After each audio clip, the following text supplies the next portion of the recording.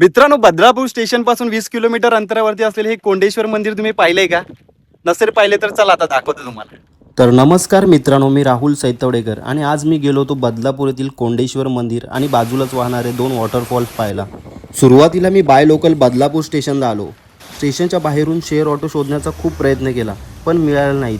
मग direct auto करून मी पोहोचलो मुंबईतील अशा शिव मंदिराजवळ जे वसले 2 वॉटरफॉलच्या सानिध्यात.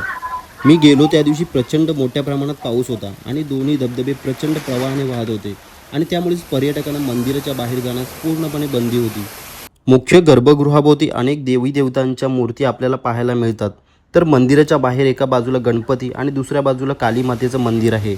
मंदिर परिसरात कमालीची शांतता असते, परंतु पावसाळ्यात तुम्ही आलात तर दोन्ही धबधब्याच्या खळखळणाऱ्या पाण्याचा आवाज आपल्याला विचलित करू शकतो.